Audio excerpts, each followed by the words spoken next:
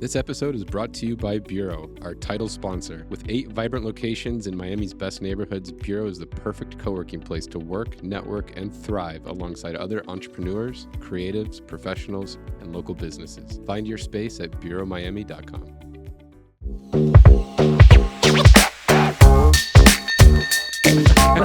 We're recording.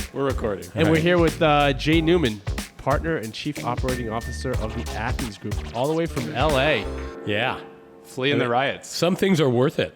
And coming to spend time with you guys, absolutely. Awesome, Jay. We're really stoked to have you. Let's start off with a proper cheers, right? Yeah, we're all drinking gin. Yeah. Oh, you guys doing gin too? I love it. Hey, cheers. Cheers, Jay. You got it. Here's to many more.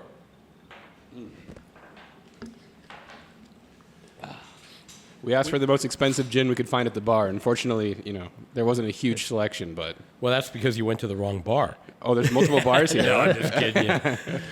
Well, we're in Bonita Springs at the ULI Florida Summit, and Jay flew in from Los Angeles. He was one of the speakers on a panel that we just watched, and so we're excited to meet you, Jay. You're our first real developer from outside South Florida. Yeah. And so we're branching out, and we're excited to have you on the podcast, Jay. And apparently you're a newbie to a podcast, so we're gonna have to. We're not gonna be gentle with you, Jay. No way. No way. Hey, look, I'm honored that you guys are broadening your horizons, and it's not easy being a guy from California and Florida. Yeah. Unless you've moved here. Uh-huh. Yeah, so I could be looked at with a jaundice eye. Yeah. But with a little gin, everything's better. Exactly. So thank you. That's what we So when find. are you moving to Florida? I mean, I feel like Californian is now moving to Florida. Yeah, we've got some of our closest friends are here. Yeah. Our neighbors across the street have moved. They're over in Fort Lauderdale. Oh, really? And my wife being from Kentucky. Oh, wow. Yeah, northern Kentucky. So she's got south. She got a little bit of south in her and a lot of Midwest in her, and that was a big factor in it. And she keeps saying, this whole thing of move to Beverly. No, move from Beverly. Yeah. So come east. So definitely, that's a conversation in the Newman household. I mean, Is at that least for right? 181 days, right? I mean, Yeah, that's also really a nice little touch where all of a sudden life gets a lot more reasonable. yeah. And we're about to shut down 2 refineries in California, and gas prices could jump up another $1.50 a gallon. Dang. Crazy. And they're already really high over It's there. like $10 a gallon up there, right? Not 10? there yet, but give it a little time. Yeah. Really? Yeah. I mean, I was out there a couple of years ago. I feel like it was like almost 8 or something like that. Is Well, that they right? knew you were an out-of-towner, and so Yeah, they that's worked why they you. were jacking. Yeah, that's why. That's Yeah. right. They can Yeah, spot you you're got too dark. Be careful. Listen, I just look illegal. I'm actually not. Hey, if anyone burst in the room here, I'm saying I don't know you. Yeah. I'm pointing fingers. Yeah. First man out. Exactly. So, Jay, I think we were kind of mentioning to you on the pod, we love to start from the very beginning. So, where were you born? Like, where did you start this journey? Yeah, so as far as I know, because, I wasn't that You weren't there. present at Yeah. the moment. I was just kind of like, Yeah. it was all chaos. Yeah.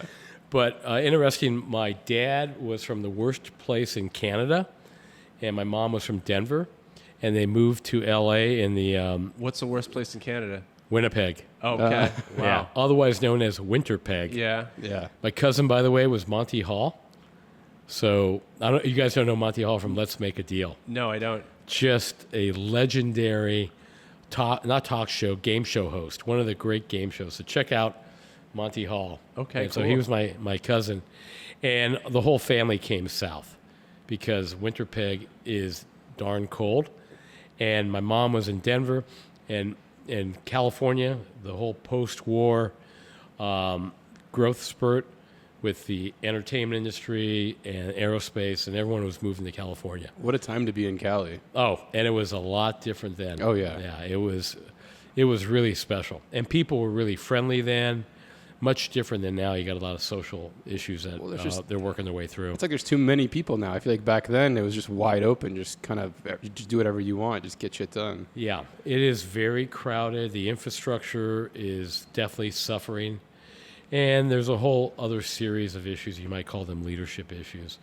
It still has so much to offer, but there are definitely a lot of challenges. And Florida is incredibly attractive. It's what a great lifestyle here, and the people, and we love it. That's why we're doing a project here. It's been a lot of fun for us. And we're going to talk about that project. We just saw the whole presentation. The whole presentation. It's beautiful. Naples Beach Club, right? Is that what it? Naples Beach Club. Yeah, it's sick. Yeah, well, thank you. We've got a Four Seasons hotel. That's gonna be the 215 room hotel, and the rest is the Naples Beach Club with the 18-hole Tom Fazio designed golf course. Got 155 condominiums, 58 of which are on the beach.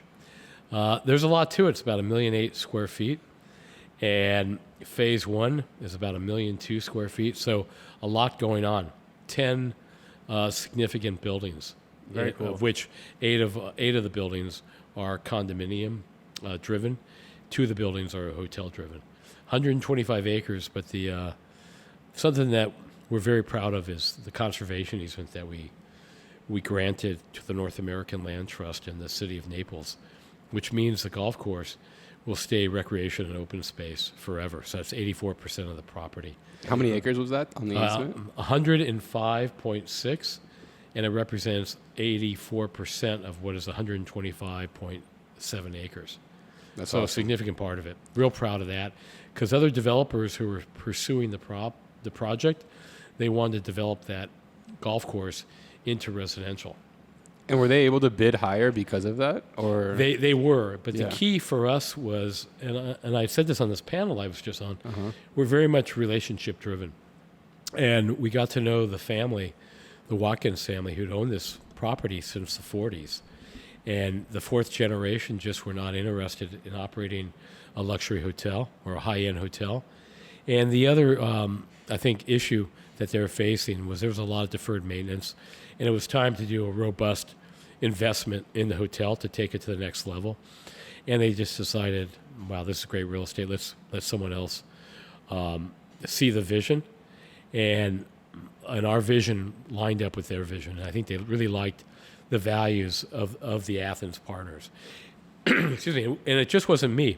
It was Kim Richards, Rob McIver, and myself. And we really established a relationship and a vision that aligned with what the Watkins family wanted to see here. Agreed to keep what was called HB's, the restaurant on the beach, and the Sunset Bar, which is the bar next to it. And so many people had milestone moments in the restaurant, in the bar. And for us to keep that open as part of the redevelopment, and we're actually staying very close to the original footprint, but we're going to elevate it, not elevate it in height, but elevate it in the experience. And having the community be able to continue to enjoy those great Gulf sunsets, which are just mesmerizing. So there were a lot of compelling factors. the integration of the old clubhouses kind of reminds me of the Four Seasons Surf Club in Miami. It's kind of a similar concept where they preserved that old, and then the merging of the old and the new with the Richard Meier buildings. It's a really cool formula. So I'm excited to see the beach club when it finish. Yeah, well, thank you. And we're big fans of the surf club. You know, you got the Thomas Keller restaurant there. It's as good as it gets, and we think we're going to be pretty special also. You know, in the history of the company, and we've been around since the late 80s, we've had the pleasure of creating, I think, a pretty impressive portfolio of great luxury resorts with great residential. And by and large, every one of them is the best in class.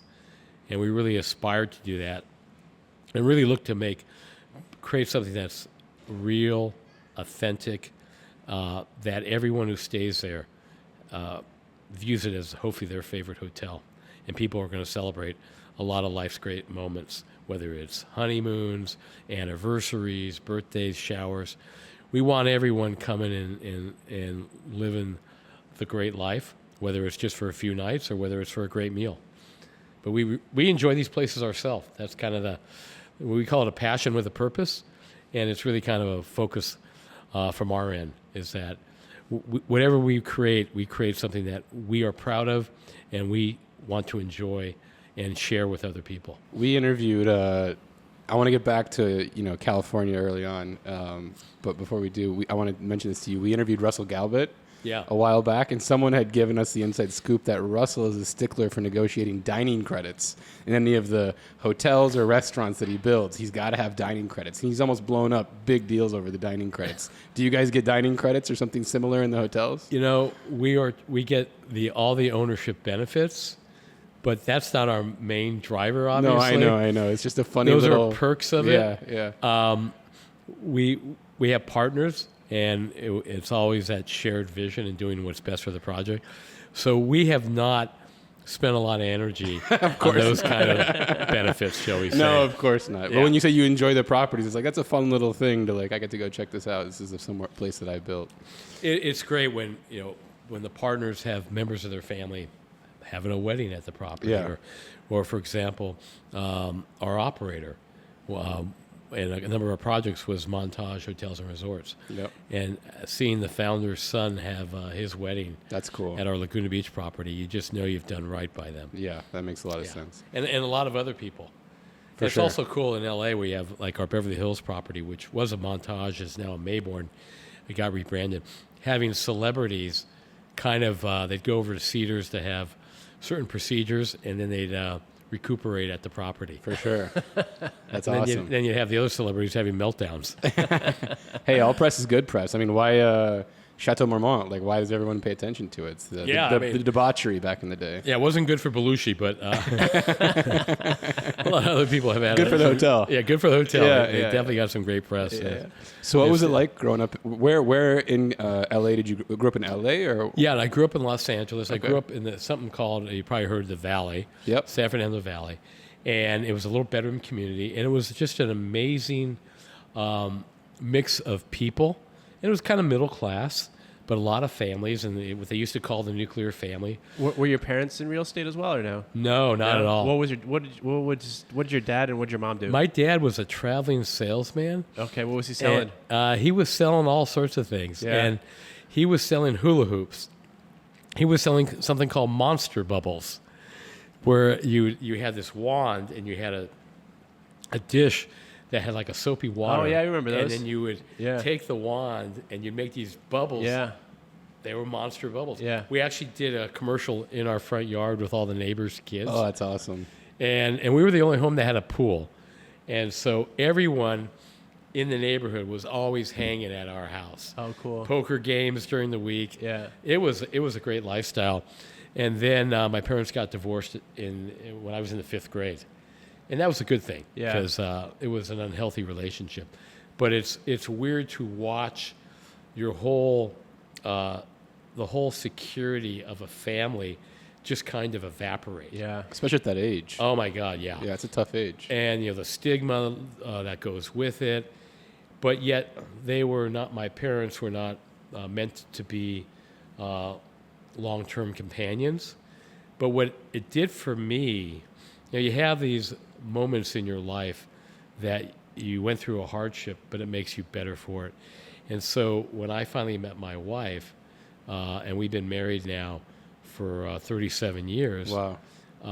I made sure that we provided a stable, loving environment. And no one can predict anything in a relationship because people grow in different directions, but truly blessed to have 2 fantastic children, and they live in Los Angeles, which is one of the connections I have that keeps me going there. And just to have married someone who had Midwest values. And it was not about flash. It was about real. Yeah. And it's interesting because in my professional life, values are critical. And there are 5 partners in the Athens Group, which I am one of them. And we've all been together since the year 2000. And to think that 5 guys with different politics, different religions, upbringings, geographics, that we all share this vision for the company, and we truly respect each other, we enjoy each other, and it's a very powerful element because whenever you have real estate, whenever you have development, whenever you have cycles, things happen. Things can get pretty combative, right? And we have hung in there, Yeah. and we have never had any of those kind of moments. So having had my family break up when I was in 5th grade Do you have siblings? I have one. Yeah, he was a half brother. Okay. My mom was married 3 times. My dad was the second, and my brother was product the first. But being able to create that stability and to understand the importance of relationships, and what's interesting, it's transcended at Athens. We are very much relationship driven in the company, and whether the relationships are with various operators we're working with, the brands. It can be Montage, Ritz-Carlton, Four Seasons, whether it's with the designers we work with, the consultants, whether it's the relationships in the community. We are very much relationship driven. And that's just a foundation of life, right? You can't do it on your own. So I think I'm really blessed that I've had great partners and a great life partner and phenomenal kids. It kind of made that the disruption of your nuclear family unit kind of made you focus on having that heavy focus on relationships going forward. Absolutely, because you take nothing for granted in life, and you got to do right. Yeah. And it also, I think what's important is you can't take everything too seriously, right? And we live in a pretty serious, challenging world these days, and you got to step back. You got to get perspective. And you gotta take stock. You gotta appreciate ultimately how blessed we are blessed. I mean, this country is amazing. This country is amazing. Yeah. We have an incredibly high standard of living here. Yeah. So poverty in the U.S. Not to say that it isn't bad, but it's much different than poverty in the third world. It's an incredible. People are living in many ways, farming to sustain themselves. So we're extremely lucky in this country.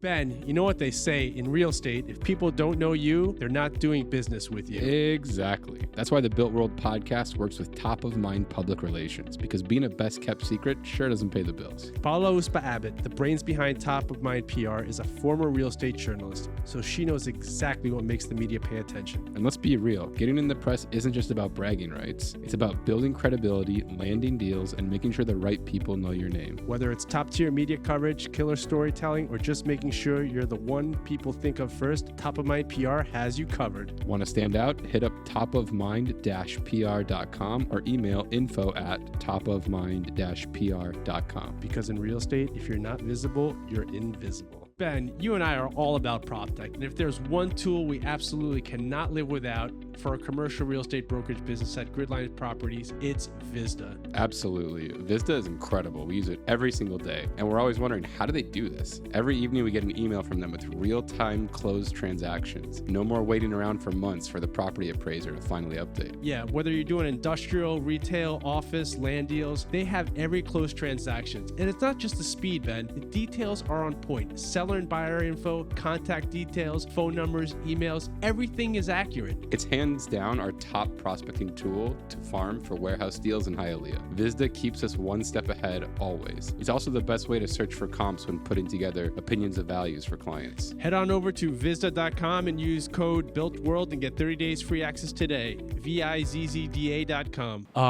But Jay, growing up, you were born in LA. Yeah. You grew up in LA. You went to public school? Public school. Yeah. I was a public school guy, and when I raised my children, the public schools were such a disaster. So I had my kids go to, after elementary school, private school. And that was a very difficult moment. But hold on, Jay. Yeah. Just going back to your upbringing. So Yeah. Your dad was an entrepreneur. You're being polite. Yeah. But he was a salesman, and Yeah, he was a hustler. He was He was hustling. a hustler. Yeah, That's what he was. trying to make a buck and trying out different products to sell. Were you an entrepreneur when you were young? No. What was your first job? How old were you? Well, my first job was mowing people's lawns and painting people's addresses on their curbs. Okay. But no, what I was... And you were doing this at what age? Probably in elementary school. Okay, Oh, wow. so you have the hustle mentality from your dad growing up. Yeah, no doubt about it. And I understood, and they gave, I think, good values that things are not going to be handed to you. You have to go out and earn them. But ultimately, I was directed to professions. So it was drilled into my brother and I, you got to be a doctor, you got to be a lawyer. And almost as if you're indoctrinated. What were you good at in high school in terms of? I was great at math. Math was your thing. Math and science. Yeah.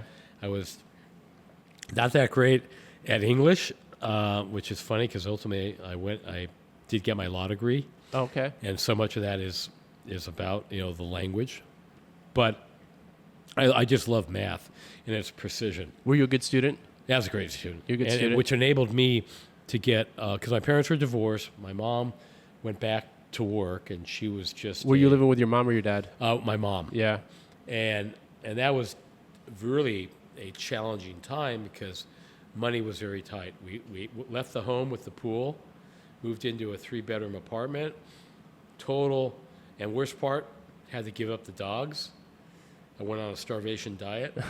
I said, I'm not eating if we're leaving the dogs behind. Oh. Yeah, that didn't last too long. Yeah. Too much love of food. Yeah. But no, it was a shock to the lifestyle. And then my mom was struggling. She was just a civil servant working for a local utility.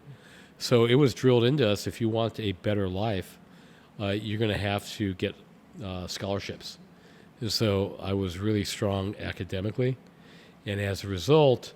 Did you have any hobbies growing up? Any sports that you enjoyed? Baseball. It was the big three: baseball, football, basketball. Okay, Nice. and you played all of them. I played all of them. Yeah, in high school. Yeah, yeah. But was I on the varsity? No, we had A, B, we had B, we had varsity B and C. But in any event, yeah.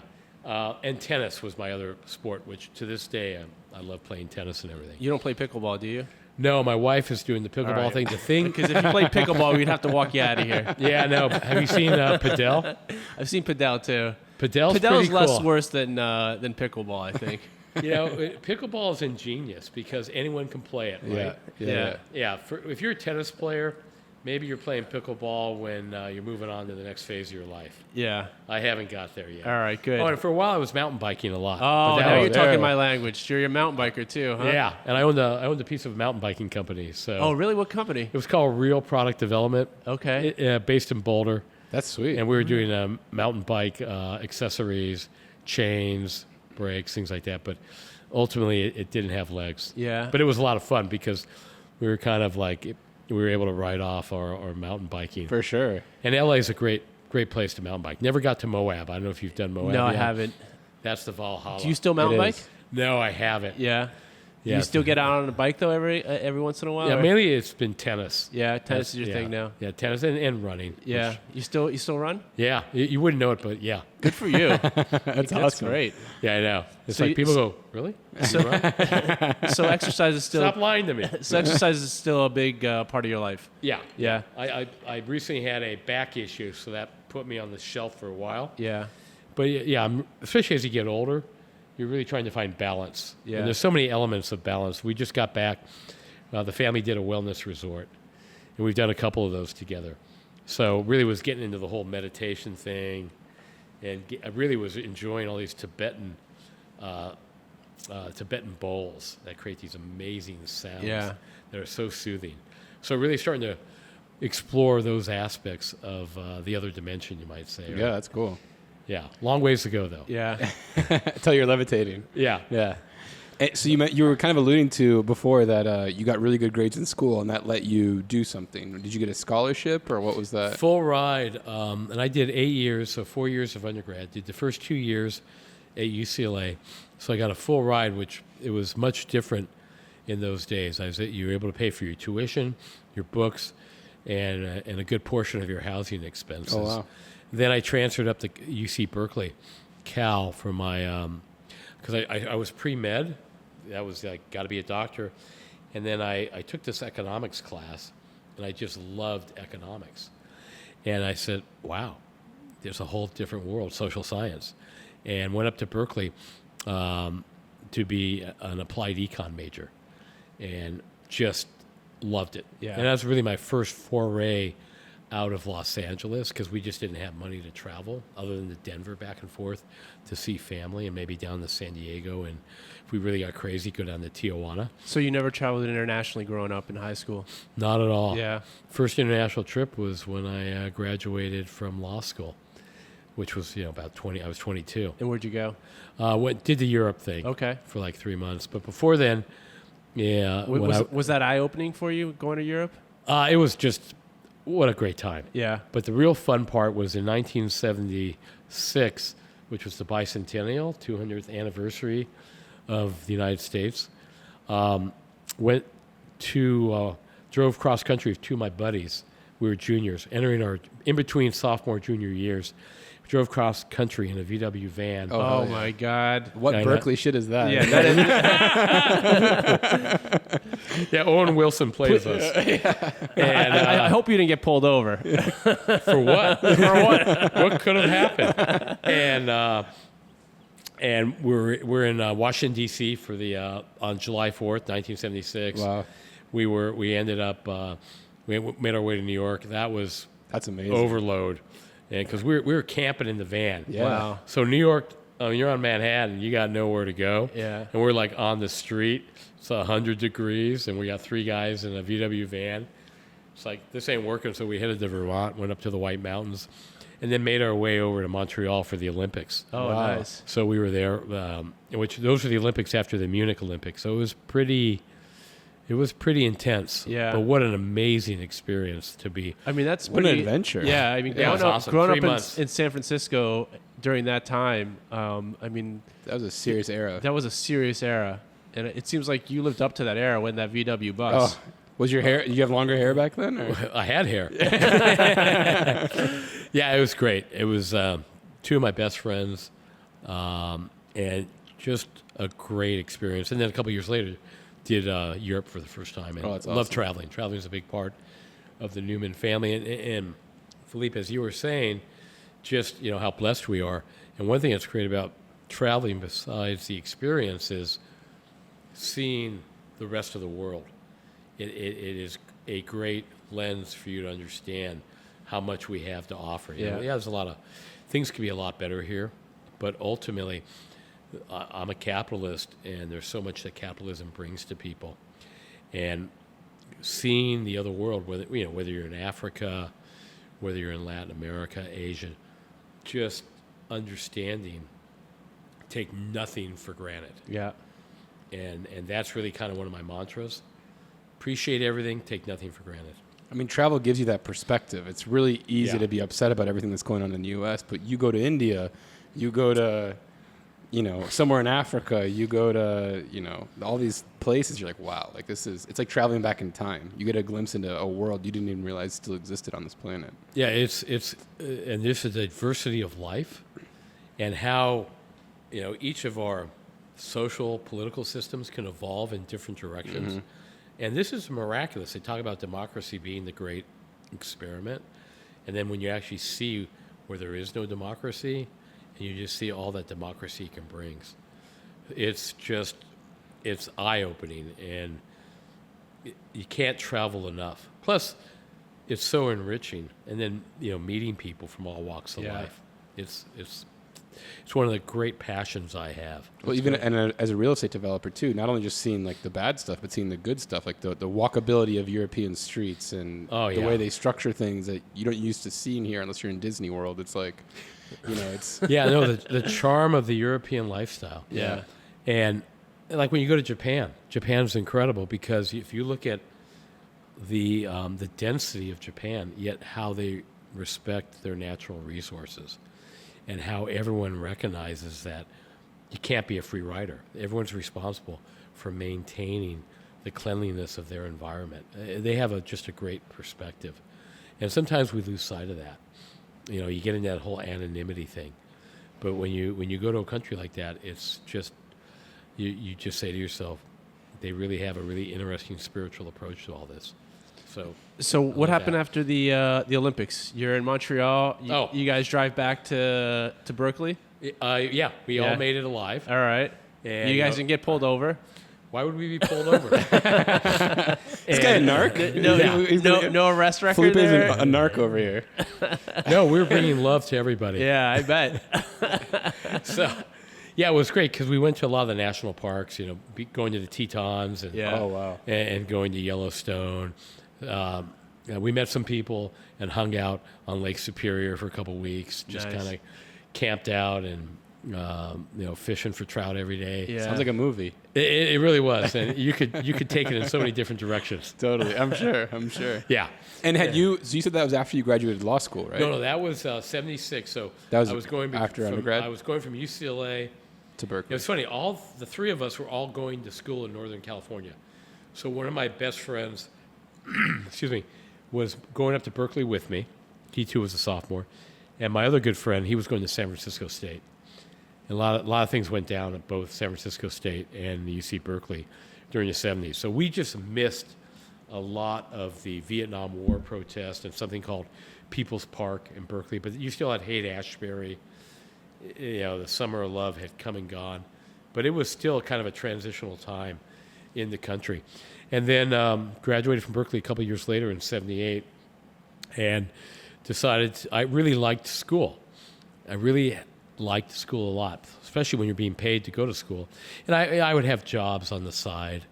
I got paid by the regents of UC system, University of California, wanted someone to kind of do an assessment of the UC Berkeley Police Department.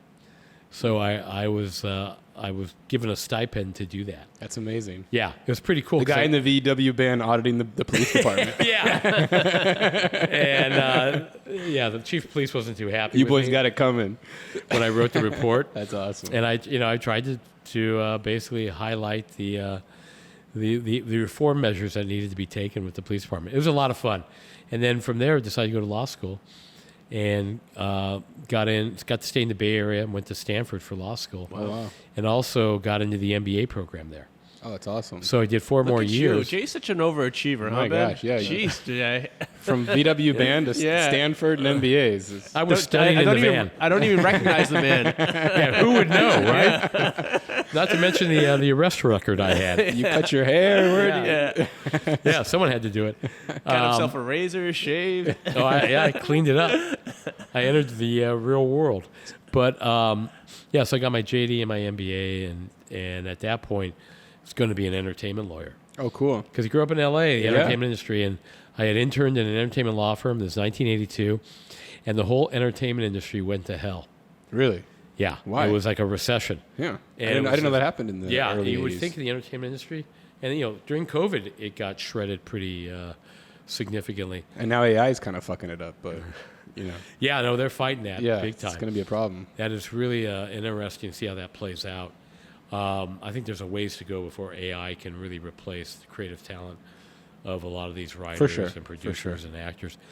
But I got a job offer. I was going to go work at this firm. And then the recession hits, and they pulled my job offer. Oh, wow. And so that's my senior year. I lost my job offer. And my dad, sadly, came down with incurable cancer. So at that point, Tough year. it was really it's a remarkable year because I basically took care of him that last about the last 8 months of his life. Wow. And that was really a great moment to spend that time with him. And we did the road trip to Las Vegas, not in a VW van. Why not? Dad would have loved it. The van didn't make it. And we had the Cadillac. There you go. And that was just a wonderful experience. So I was basically spending most of my time in Los Angeles, and I was commuting to Palo Alto to take my exams, For the bar. both for my law school and my MBA exams. Because the joint program, it's a 4-year program, so you shave a year what would otherwise be 3 years of law school, 2 years of MBA. So you shave a year, and you combine classes, you get dual credit. Sounds like a lot of reading. It was pretty intense. I bet. Because a lot of the MBA program was group projects. Okay. And I had a professor who failed me because I wasn't there enough for his group projects. And he was a Pulitzer Prize winning professor. Oh boy, you can't cross him. Yeah, but I appealed it, Yeah. and they gave me a passing grade. Oh, that's awesome. Yeah, but it was like one of these great moments where I'm in uncharted waters. I need those credits to graduate. For sure. And I don't blame him, but I thought he was a bit. Less of a dork. Yeah. He really, I passed the exams, I put in the assignments. Yeah, I wasn't there all the time. But let's just have a humanistic quality to Totally. this. Yeah. And, those are those moments where you have to look at everybody and their circumstances. Mm-hmm. You just don't know why things may turn out differently than your expectations are. So these are these great little moments that obviously either I'm haunted by them or they've guided me through my life. I'll let you guys decide which one it is. It's normally both. Yeah, you're probably right about that. So your job offer got rescinded. Did you apply to more similar style law firms in LA? Yeah, or? what happened, I just happened to be at school taking exams, and they were interviewing, and I just jumped into an interview for a firm in Los Angeles. And they said, yeah, you've got something, you got a really interesting dynamic to you. Why don't you come to the firm? I mean, on paper, you're looking good, Jay. I know, but on camera, not so much. Paper, good. Camera, But yeah, they offered me a job. I took it because that way I had job security. Didn't have to worry about it anymore. And it was a job. I didn't even know what I was going to do. I just wanted to take a job because I lost the other job with the entertainment industry. Ended up in their real estate group and really loved real estate. And so I've been at it since 1982. And it's really been... So what were you doing for the law firm? I was doing acquisitions. Okay. So a lot of deals, every product type. And I started gravitating. We were a deal shop, as they call them. And in those days, they had syndicators. So But you were working for a real estate company or a law firm? law firm that Okay, was that was focused representing- focused on real estate. Yeah. And they had an incredible client base. And ultimately, I started branching off into development. I wanted to create things. And that's when I really started getting exposed to development and fell in love with it. Development as a principal or as an attorney? Like land As an use? attorney or? initially. Okay. And I developed the firm's practice in development. Got and it. it was pretty cool because I was there a year, and the firm was part of the firm split up, and I went with the real estate group. So in 1983 we split up, and now we got to go recruit. So they said, hey, why don't you go to all these great schools and recruit for the firm? But we didn't exist, basically. We'd only been in business. It happened over Thanksgiving. And went to Berkeley and Hastings and Stanford and UCLA, all these great West Coast schools. And I sold all these attorneys on, you can be part of the beginning of a firm. You can help build the firm. You're not just going to be part of a system. And that really resonated. And we had a really great class. And we all grew. And 5 years later, or 4 years later, I made partner, became managing partner. And a number of those attorneys are some of my best friends to this day. But ultimately, I always had this itch. I wanted to develop. I was, as a lawyer, you're pushing paper, you're helping other people see their vision. And I wanted to, in a sense, have my own vision.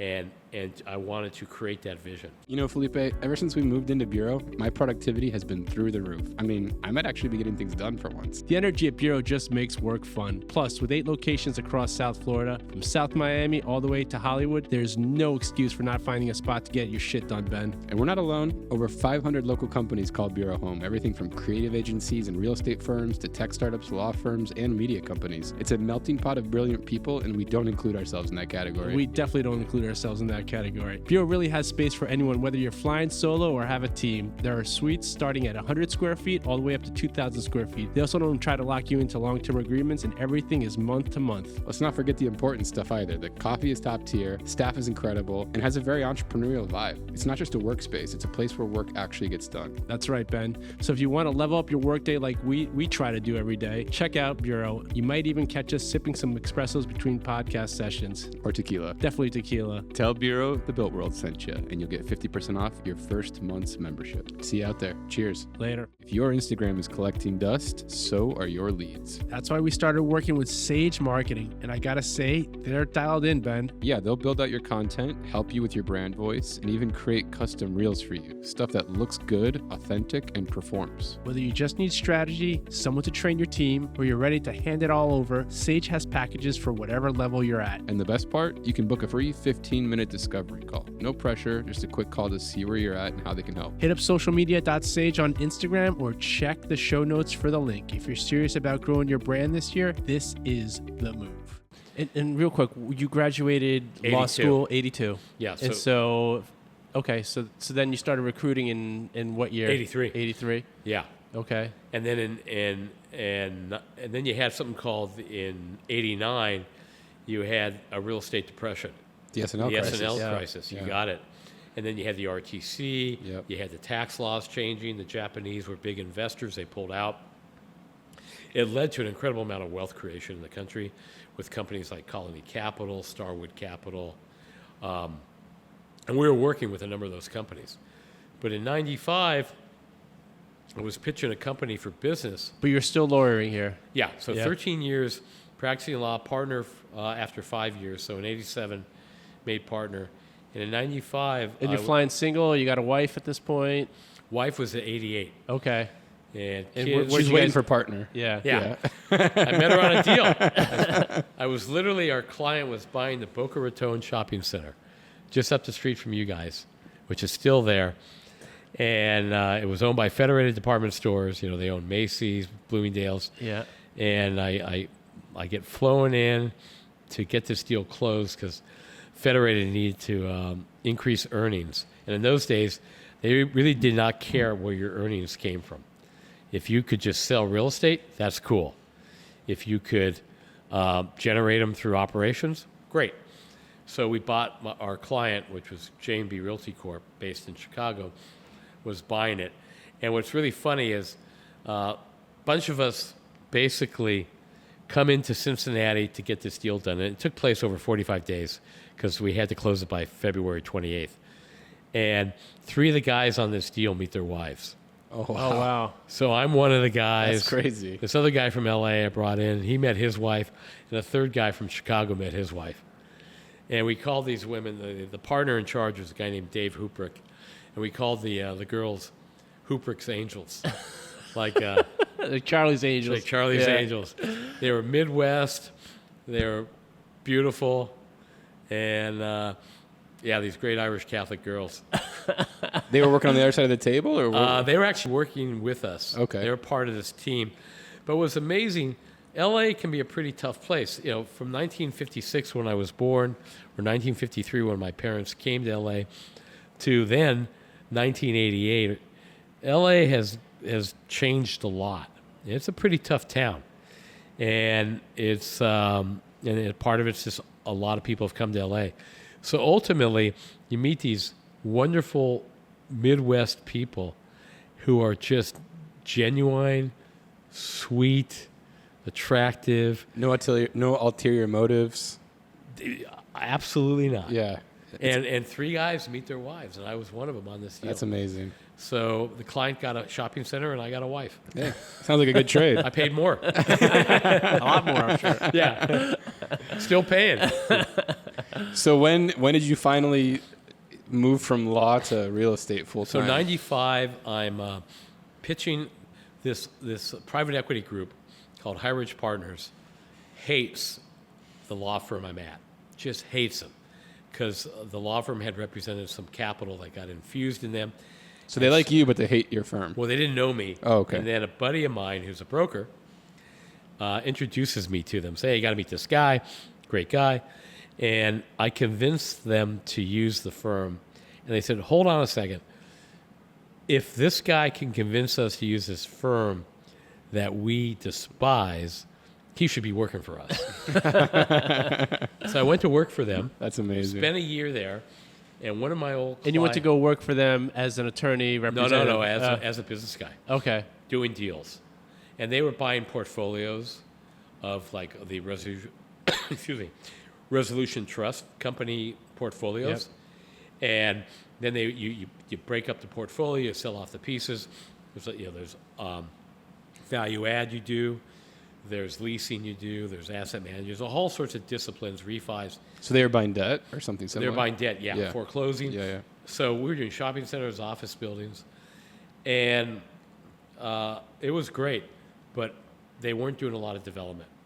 But it got me on the business side, and then one of my former clients calls me up and says, hey, we're starting a development company.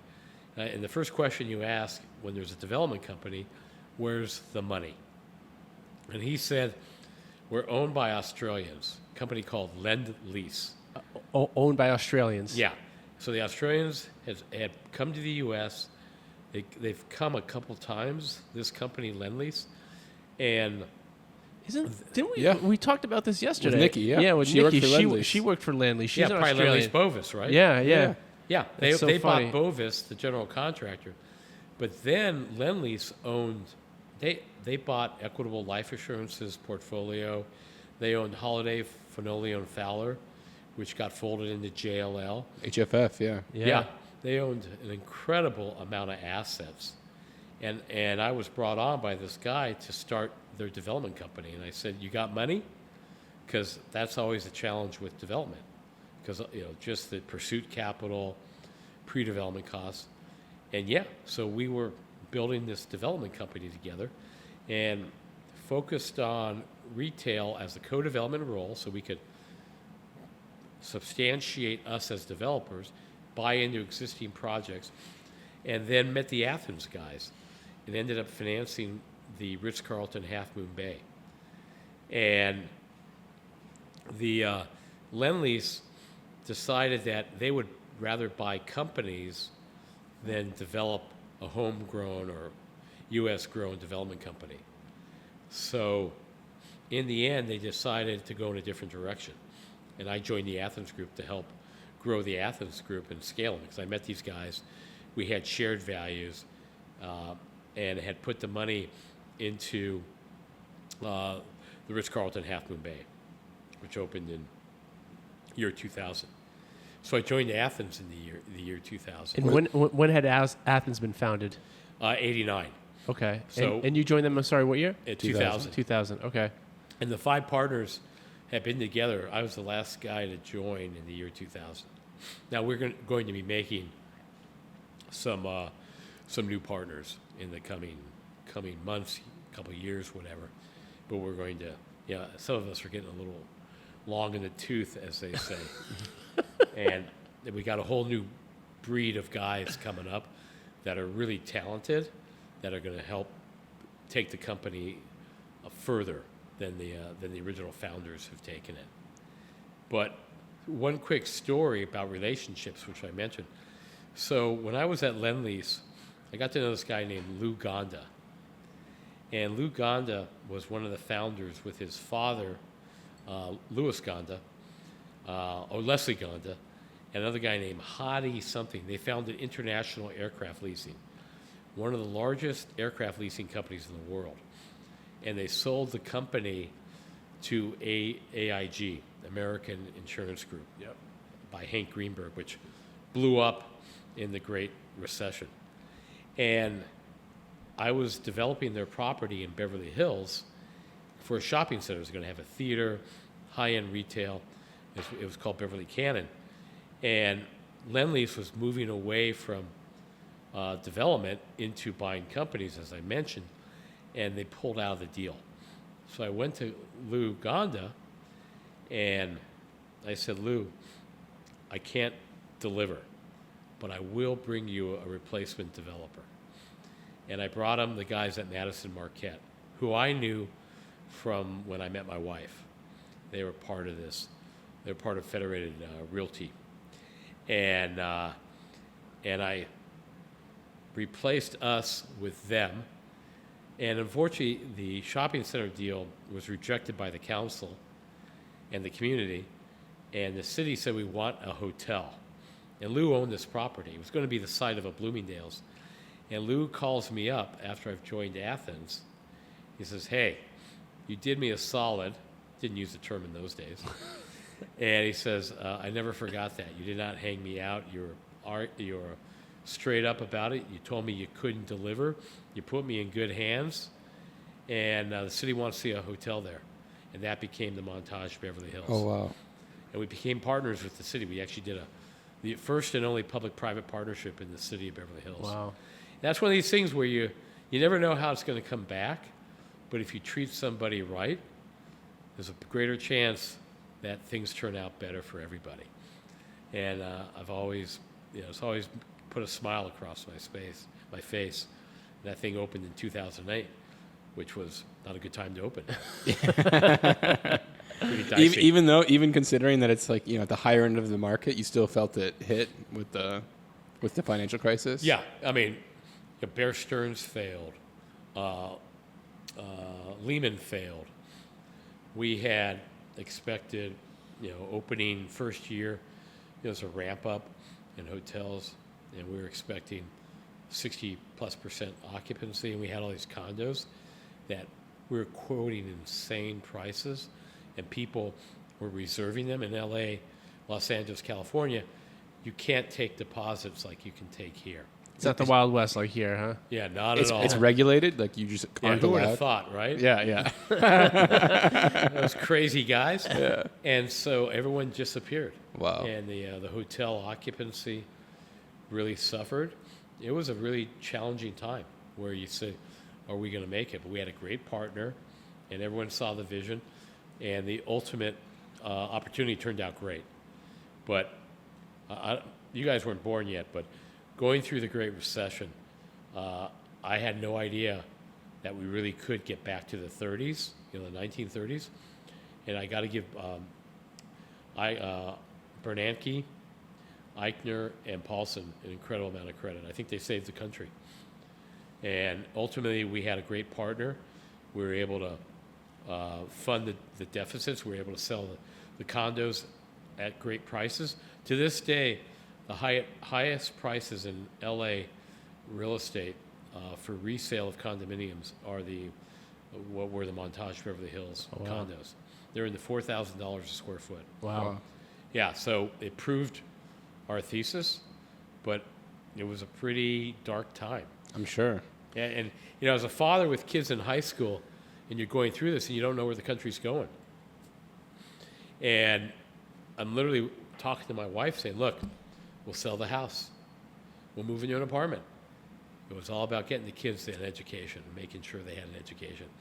And that's all I cared about. Obviously, I wanted to keep Athens with our partners going, but you just didn't know how bad it was going to get. Wow, that's pretty serious. I Yeah, mean, where's the floor? No one knew. Yeah. No one knew. Yeah. And that's why those guys... You were ready to sell the house and move into an apartment. Yeah. Dang. And it's weird, in those moments, you learn a lot about yourself, your character, your relationship. Yeah. And also insulating the kids from this very difficult time. And a lot of people were struggling. But I had no idea what was going to happen. I don't think anyone knew. And those three gentlemen, this country to this day owes them an incredible debt of gratitude. I'll never forget it. Obviously, I'm still haunted by it. Yeah, I think, a lot of people are. So when you joined Athens in 2000, they were strictly building luxury resorts and hotels, or what? Luxury resorts and hotels. And when I was at Lend-Lease, what I didn't mention, we were going to scale Athens, and we had developed, a relationship with Ritz-Carlton. And Ritz-Carlton was transitioning. Had been very much a traditional northeastern, dark woods, English paintings, a very different experience. And we had done the Four Seasons. I had not been in Athens at the time, Four Seasons for Walleye. But Kim and Jeff and John had developed what really became one of the great successful resorts, which is called Hualalai, which is in Kona. And it was In Hawaii. in Hawaii and on the Big Island. And originally, it was part of this empire this guy Cosmo was building. He was Japanese, backed by Kajima, and he owned Pebble Beach, the legendary golf course. And he was going to roll out these Pebble Beach resorts. And that's what he was doing at Hualalai. And he was building a typical Waikiki high-rise hotel. And he blows up, Kajima takes it back, and decides to partner with Athens. And I wasn't there yet. And Athens comes in and says, we're not doing a high-rise Waikiki-style hotel. We're going low-rise. We're going authentic Hawaiian. And that's really the ethos of the company, making it real, making it authentic. Every attention to detail, especially where people are experiencing things. And it's got a lot of little villas sprinkling the property. Yeah. A great, I think, Nicholas golf course. Just spectacular, built into this lava field with a huge residential component. And that project took resorts and branded residential to the next level. Our partner in the Four Seasons here, to this day owns that project. They ended up buying it, which is the MSD Capital, which merged with BDT. So it's Michael and Susan Dell's family office merged with BDT, and BDT is Brian Traub. And we had done a project with them, still doing it in Santa Monica, and then we brought them into the Naples project we had. But it's, when we were doing the Four Seasons, the Ritz people saw that and said, wow, that's a whole different experience. It looks like it's been there. And it's ultra luxury, indoor, outdoor showers. And we built what was called the King's Lagoon. The story was it was like a fishing pond that the king of the Hawaiian kings would fish in, and we turned it into kind of like a snorkeling experience, but built into this lava rock. It's just an incredible experience. And so Ritz came to us and came to Athens and really wanted to do projects, Ritz-Carlton hotels, that were timeless. And that's how the Ritz-Carlton Half Moon Bay came about. And we had a whole series of them. That's where Laguna started, was going to be a Ritz. That's where Bachelor Gulch, which is in Vail Valley, which was a classic log, a big log, excuse me, Moss Rock resort. And we had a whole program to develop a bunch of Ritz-Carltons. And I was the capital for that when I was at Lend-Lease. Athens was the developer, and Marriott owned Ritz. So when I joined Athens, we bought ourselves out of the Lend-Lease investment, and then we started developing these ourselves.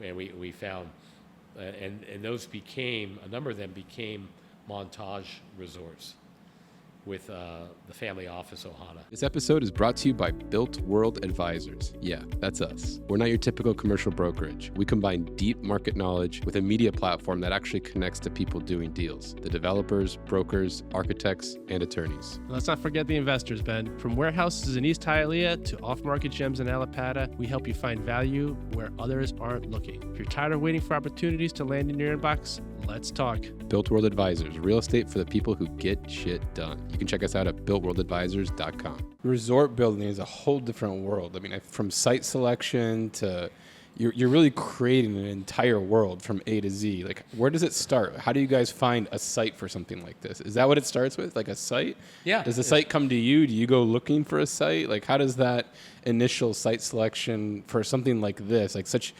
giant projects, where does that start? What's the spark? Yeah, it's interesting because in some cases, people bring you the site. Right now, we are literally being inundated with people who we saw after you got off the panel, you got grabbed by like 8 people pitching you deals. I hear you building something in Asheville now. Is that true? We may do 2 in Asheville. Yeah. There you go. Yeah. Have you been to Asheville, by the way? No, I have not. Yeah. Got friends in the area? Listen, it's like Asheville's cool. to me, it's kind of like the Boulder of the East Coast. That's pretty cool. That'll work. But yeah, it's a lot of NIMBYism there. Very hippie. Really? Yeah. Hippie and that, because it was furniture, right? Yeah. The furniture industry was there. But all the hippies discovered it. It's a mountain town. It's beautiful there. You're selling him on it. He's Yeah. done. Yeah, no, it's sounding better and better. So listen, it's an interesting place, Asheville. It's worth checking out. Yeah, I got friends who bought in North Carolina, especially friends who've moved from California to Florida, and they need a place in the summer. But ultimately, we're being brought projects that are stalled projects. Got it. They're in many cases, they're passion plays, high net worth, family office. Everyone wants to own a hotel resort. It's the ultimate club. Especially at Four Seasons. Yeah, and a lot of truth in that. And so there's a lot of projects where it looks easy, but you're managing a lot of different talented people on the design side. A lot of egos. A lot of egos, and you got to know what works, and you got to know where to put your money. So in that case, projects are coming to us. In other cases, we hear about a project. In other cases, it's a relationship like the one in Beverly Hills was. We have another project in Los Angeles area that is a relationship deal. We love not having to compete against money with brokers. And in many cases, people just want the highest price. But we combine, it's artistic in the sense that no two projects are alike. You can't roll these out. Each one is unique, and each one is designed for the environment. And each one is very experiential. But ultimately, people who come and enjoy our projects, either living there, staying there, or visiting there, are people of substance.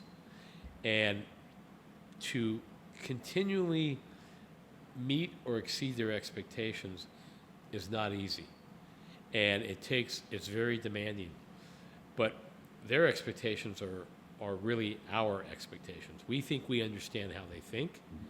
And so as a result, we think we're actually pretty good at it. And I think our portfolios is pretty unique. It's amazing how much of the struggle is just knowing what's good.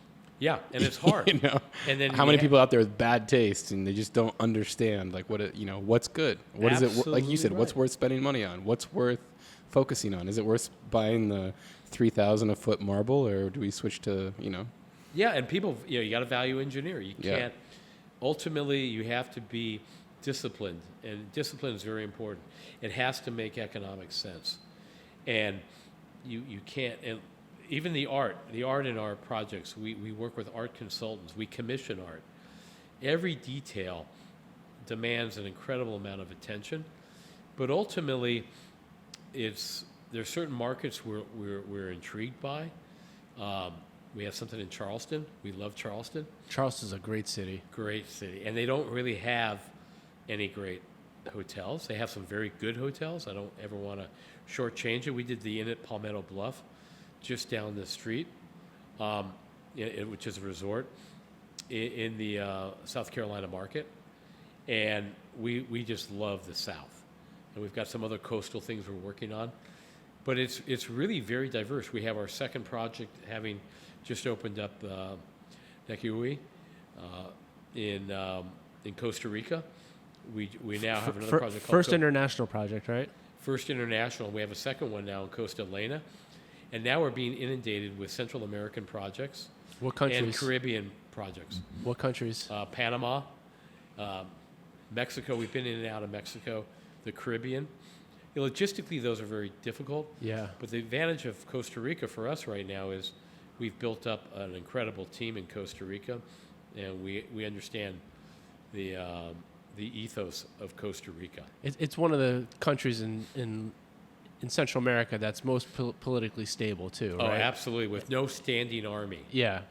But the whole eco-tourism there is incredible. Yep. And what we just developed with the Ritz Reserve, we're really excited about it. We've even got a couple tree houses there.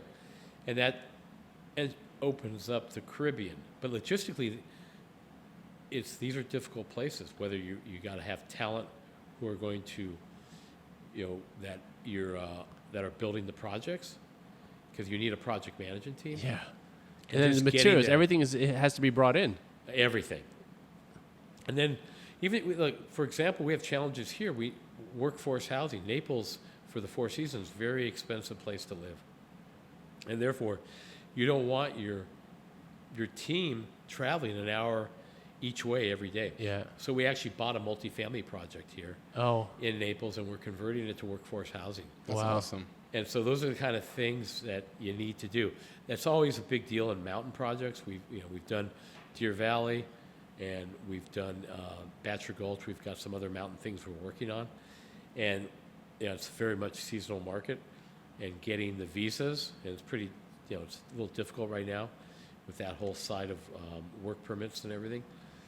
Every one of these projects is a challenge, and every one of those has a story. We discovered Indian burial ground when we were doing our Laguna project. Oh, when wow. we were trenching. It's what every developer wishes to find, right? Yeah, it's incredible. We uncovered TNT on our Deer Valley site Oh, wow. in Utah, right next to Park City. Deer Valley doesn't allow snowboarders, do they? Do not allow Oh, my snowboarders. God. So at I the got opening- beef with Deer Yeah. Valley. Hey, my kids' board opening. We got this great hotel, and we're over going to Park City. Nice. So the kids So you can just board, ride. and mom and dad are skiing.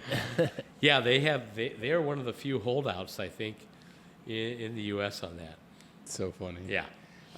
What's your take on branded resorts versus independent? Have you guys ever built an independent project? or- We have not. The closest we came is the Asher Adams we just did. That's an autograph collection hotel. It's an adaptive reuse of a train station in Salt Lake City. Oh, cool. That's got a Live Nation concert facility cool. attached to it. And we took over the train station. We put in guest rooms. We added in a bunch of food and beverage aspects.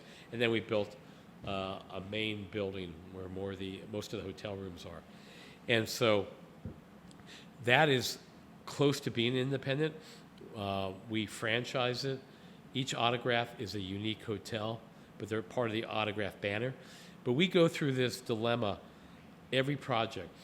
Should we be branded? We went through the dilemma here at the Four Seasons project. Ultimately, it's lenders like it, Yeah. equity likes it. Many times your buyers of the residential like it because it's kind of an insurance policy. You know what you're going to get with a Four Seasons or a Ritz-Carlton or a Montage or an Auberge. But and when you're selling the residences, people who are buying it, it's kind of like, it's not the good housekeeping seal, but it gives them confidence that they know the quality level that it's going to be. Where it bites you is you're paying on the residential a branding fee, on running the hotel, you're paying a certain percentage of gross, you're paying for all their employees that are passed through. Sometimes there's not the perfect alignment, but ultimately we view having a brand in there, it helps you ramp up more quickly, you get in their distribution network. But where it really can affect you is when you sell it. And when you sell unbranded luxury hotels, the buyer will pay you a premium. In many cases, the buyer could be another luxury hotel company. Because they want to put their own brand in there. Exactly. They like it unencumbered. Yeah. Love it unencumbered. So that encumbrance can affect you on the exit. So far, we do the analysis every time. So far, we've determined that we're better off branded. And I think we've got, in our case, some of the best brands in the marketplace. I mean, I think you guys are Montage, Ritz-Carlton, Lowe's. yeah, we did Lowe's back in '89. Anything else that you guys? Any other brands that you have a work great relationship with the Auberge guys. Have a great relationship with the Hilton guys, and we've talked to them, and just sometimes things play out. But all the major brands, and then you have the other brands like the Amon hotels, some of the hyper luxury brands. Ritz Reserve, which we just developed the Ritz Reserve. There's not that many of them, and that's kind of Ritz's hyper luxury boutique brand, primarily resort driven. And there's one in, I believe it's Puerto Rico. I think there's another one maybe in Dominican Republic, and we just opened up the one in Costa Rica. I think the brand makes a ton of sense if you're selling residences. I totally get that. Yeah. I think it definitely helps boost the price per foot. I think you mentioned in the panel you were just on that it boosts your price per foot anywhere from 20 to 100% compared to unbranded on the sales side. Well, it's both the brand and it's having the hotel amenities. Sure. Like, if you are just a single branded residential, can you really have 3 or 4 restaurants? You're lucky you can sustain one restaurant. So when you have a luxury hotel, you're going to have 3 or 4 food and beverage concepts. In Naples, the Four Seasons, we have 2 spas. We have an owner's spa and fitness center, and then we have the hotel spa. Oh, that's nice. And that hotel spa is 20,000 square feet, 13 treatment rooms. It's got a whole separate lap pool. And it's hard to have that kind of spa, wellness, fitness in just branded residential. So it's all those additional amenities. We've got a movie theater that's part of it. We got a kids club. You can get 24-hour room service because you have restaurants that are operating 24 hours. Because the hotel portion subsidizes a lot of That's right. those That's amenities. exactly what happens. And then the residential portion brings customers to the hotel. So they feed off of each other. So it's a really compelling partnership to have the branded residential with the hotel. But some of the other guys are just doing branded residential without the hotel. Yeah. And those projects that we heard about today, 300, 400, 500 condos, you can scale that. Yeah. But a lot of your projects aren't that large. But to also get a level of service you get at a Four Seasons or a Montage or a Ritz or an Auberge, it's hard to replicate that with just branded residential. It's some big HOA fees. It's a lot of bodies running around those properties. Yeah, the HOA fees are going to be higher. We're looking at right now, again, we've been invited into a couple branded residential projects, and we're looking at them so that we will be deviating from our usual course, which is hotel and branded residential. And I think a couple of these projects that we're in conversations about, it does make sense. But ultimately, you can't get the same level of service just by having all the residents subsidize the hotel experience, because none of those restaurants and any of those projects are going to be operating 24 hours. You're going to always have in a luxury hotel 24-hour room service. I mean, the restaurant's always the hardest part of any P&L of any hotel property. Oh my God. It's like, yeah, it's brutal. It's 10 to 12% margins if you're lucky. And it's you shoot for hopefully 20 to 40. Yeah, you shoot for 20 to 40, but rarely do you really get there, and that's why some people are licensing they're licensing the food and beverage, and a lot of people are going to the clubs, and that's what we're looking at doing clubs also.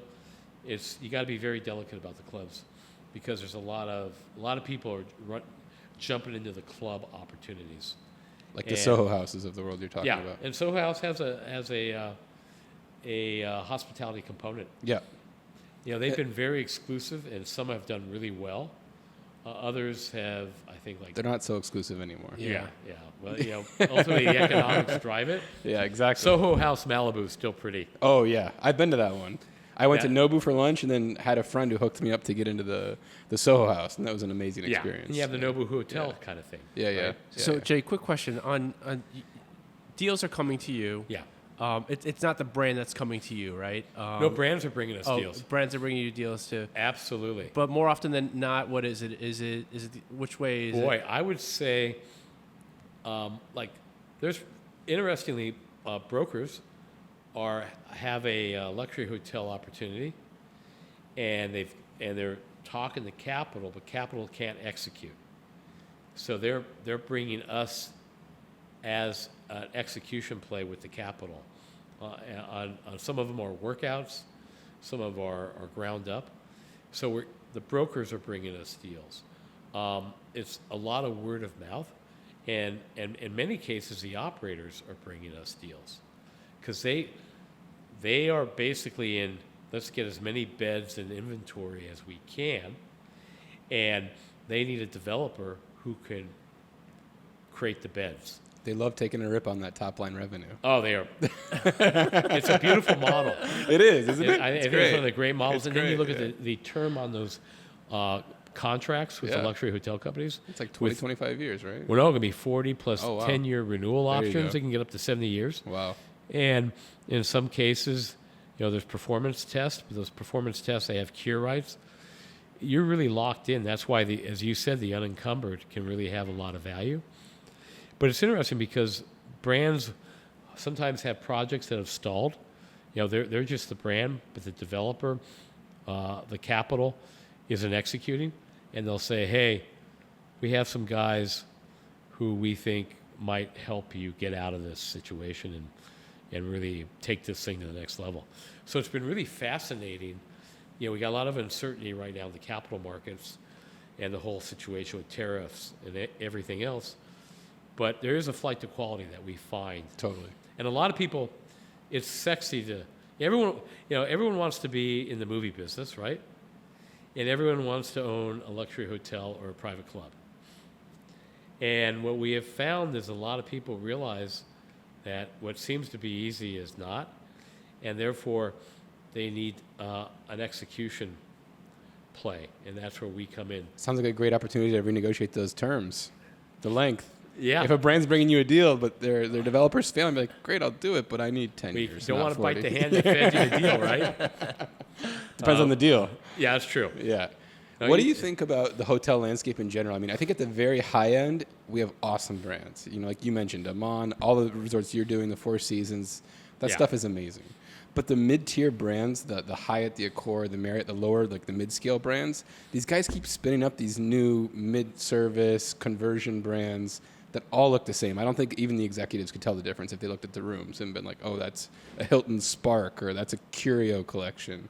They all look the same. And then you have the independents that are kind of bubbling, and that have kind of broken through here and there, like the Aces of the world and things like that. Like, what do you think? Do you guys ever play in those lower mid sections, or are you guys strictly? We have not. The closest we came was the Autograph, the Asher Adams we did in Salt Lake City, and I would say that's a 4-star plus. We're positioned to be top of market in Salt Lake City. Not a lot of luxury in Salt Lake City. You got to go over to Park City or Deer Valley, where we did the Montage Deer Valley. Mm-hmm. We have not done extended stay. It's a real bread and butter business. It's a commodity business, and it's just not who we are. Sure. Maybe the next generation of guys branch out, but we have chosen to not get into multifamily. We have chosen to stay pure to the original, I guess, foundation of the company, which is luxury. That's what we know best. That's what we do best, and that's what we enjoy.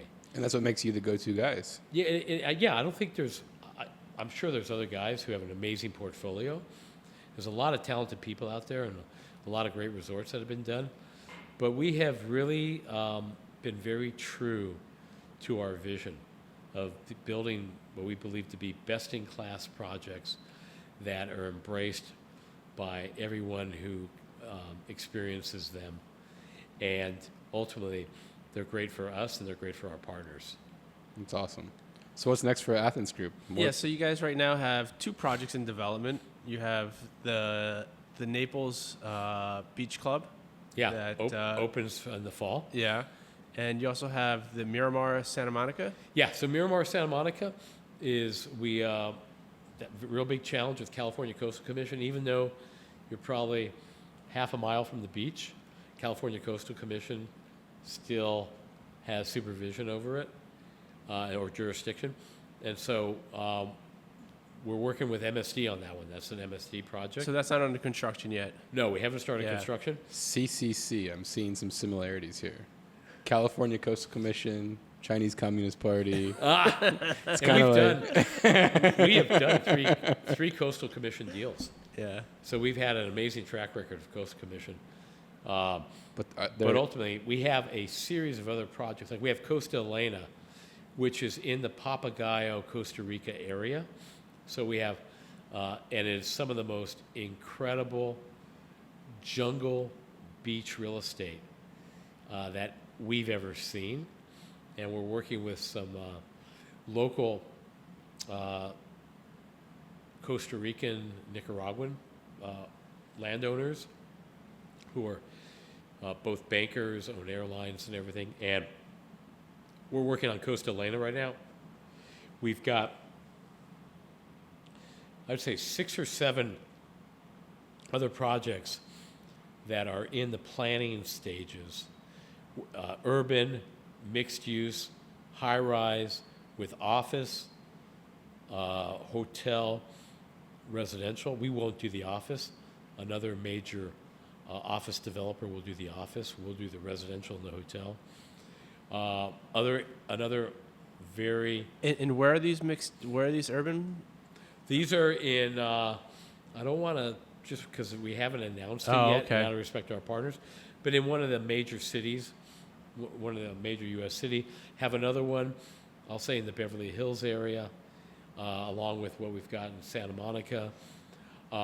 We have a number of resorts in some very well-known areas that are we're in the putting the deal together phase. Okay. So what we're going to probably end up doing is starting to say no to some of the deals.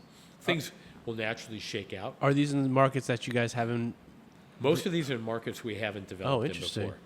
Yeah, new markets for us. Yeah. We got something on the Atlantic coast that we've been working on for a while. And it's from urban to resort, something in the mountains. So a lot happening right now, which is interesting because of the uncertainty that you have in the capital markets.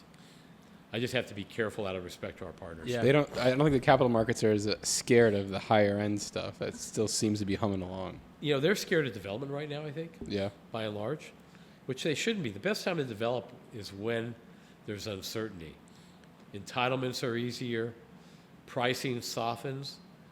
Yes, financing can be more difficult, but maybe you don't get money center financing. Maybe you get private. You get debt fund financing and everything.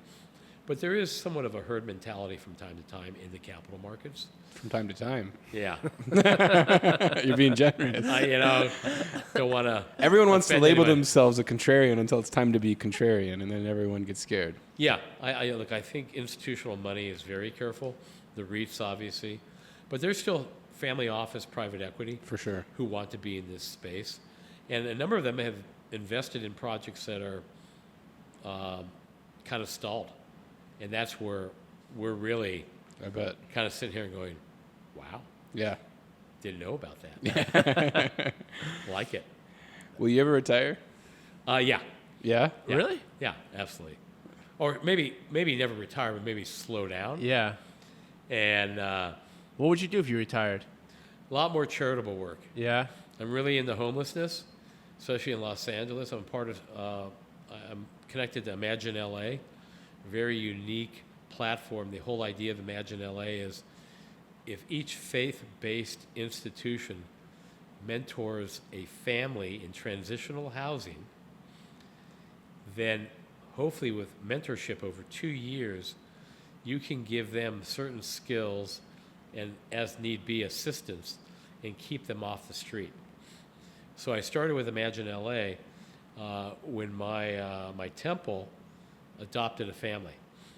And I was one of the mentors of this family for 2 years and got them stabilized and settled. And the whole idea was if each faith-based institution can do this, we can make a whole difference in the landscape. So I'm a big believer of it's not just about handing out money. It's not just about building an ADU unit.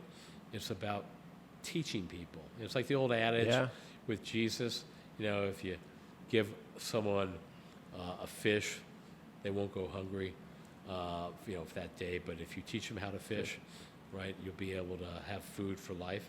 And that's what this is. And it was an eye-opening experience to spend 2 years with this Russian woman whose husband had walked out on her, who had 2 kids in high school, and to really give her tools she never had before. She was an immigrant, I think, from Ukraine before the war. And staying connected to something like Imagine LA, because when I go back to 5th grade and we lost our house and moved into an apartment, I had a grandfather who could help us out and keep us with housing. I've never forgot that. So whenever I look at someone on the street, I always think about what's their story, why are they here. Now there's mental illness. My daughter is a neuropsychologist and works a lot with veterans, and I was really proud of her because these veterans obviously have got PTSD and other things. So the ability to help people who, in many cases, haven't been given all the help that they deserve is something that's really important to me, because I could have been there. Yeah. And That's really I'm cool. wired for the underdog also. That's Yeah. really cool. I love it. Love that.